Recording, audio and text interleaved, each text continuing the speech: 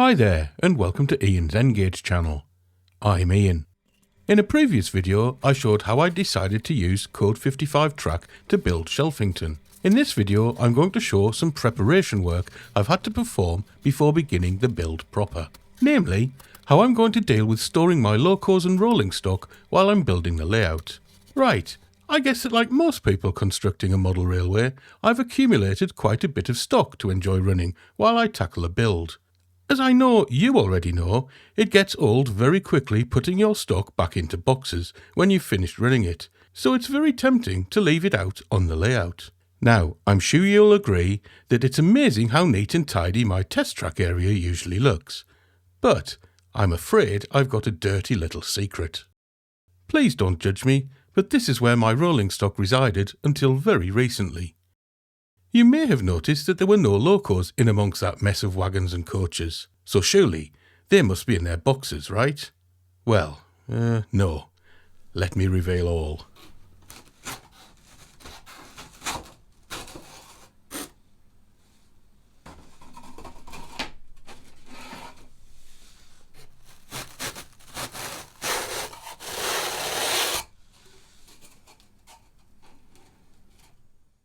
Out of sight, out of mind is probably an apt saying in this case.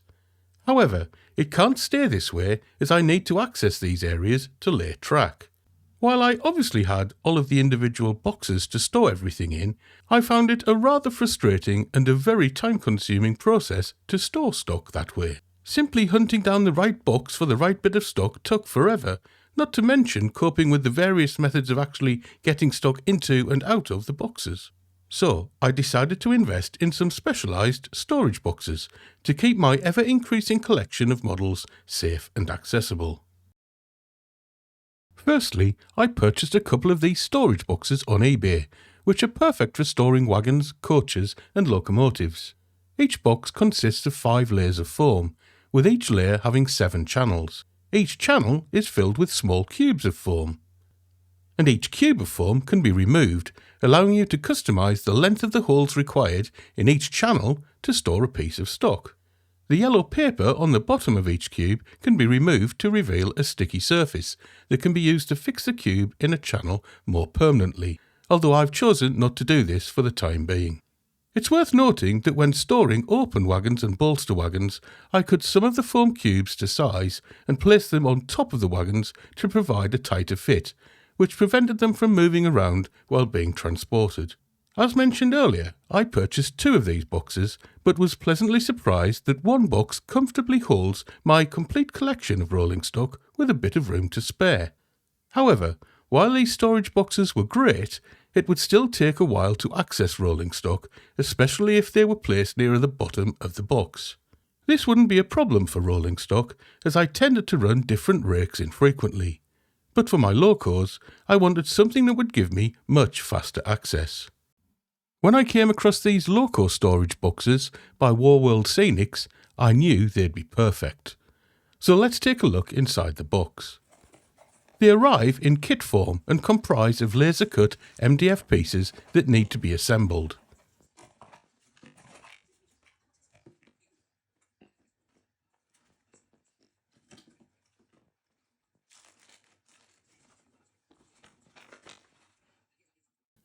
There are 7 pieces that make up the main body of the storage box, and then a further 60 pieces that are used to make up the 10 drawers.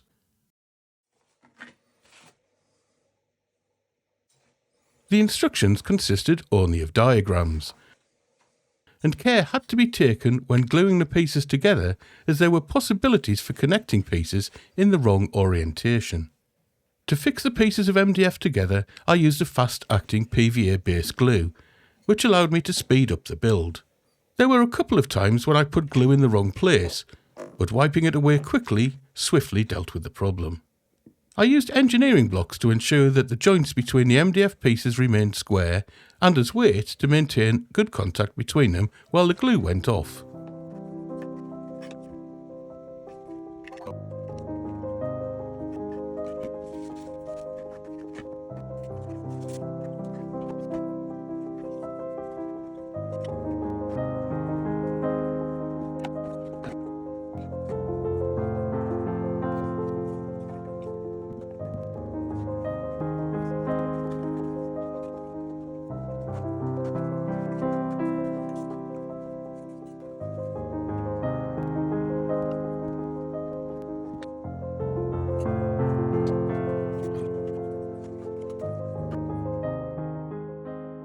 Once the main box was complete, I turned my attention to the drawers.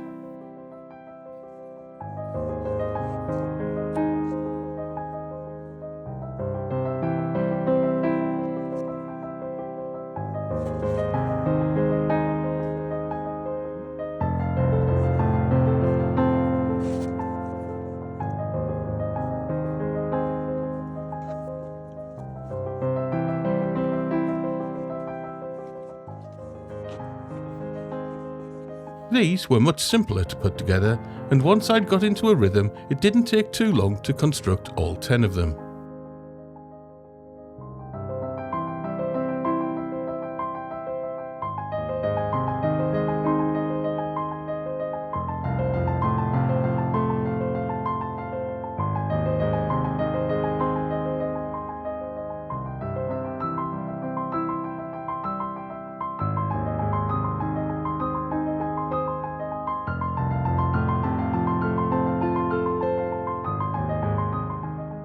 I left everything for 24 hours for the glue to completely cure, then inserted the drawers into the main box for a test fit.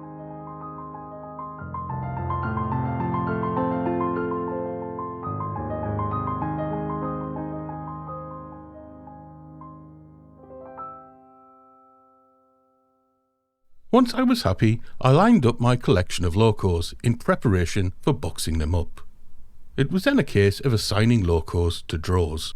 It was possible to divide each drawer into 2 using the supplied divider pieces. This meant that in theory, a total of 20 smaller locos could be stored in each box. In this footage, the Class 20 and the Class 03 are stored together. You may have noticed that the Class 08 was stored upside down, which was required because the wheel connecting rods made the loco too wide to otherwise fit into the drawer.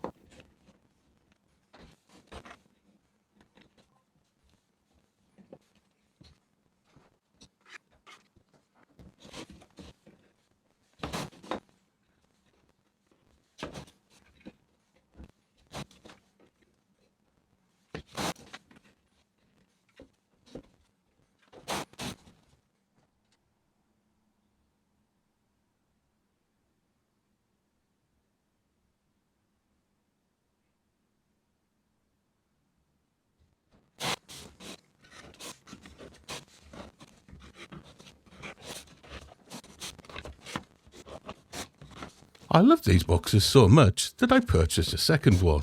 The beauty is that they can be stacked on top of each other, and they are designed so that they interlock so that the top box won't accidentally slide off.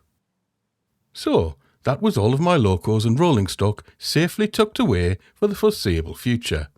But hopefully it wouldn't be too long before they would be running around a track again. And look at all of that lovely free baseboard space, ready to be exploited. Hopefully it won't be too long now before we see some track laying action. Okay, so that's about it for this update. How do you store your locos and rolling stock when not on your layout? Do you have a specialised solution, or do you just use the boxes your stock was supplied in? Alternatively, if you've got any hints, tips, useful tools or techniques to pass on to a beginner in N-Gauge modelling, or if you simply want to say hello, then please do so in the comments section. Anything and everything you've got to say will be greatly appreciated. In the meantime, thanks very much for watching. Hopefully I'll have another update soon. Bye.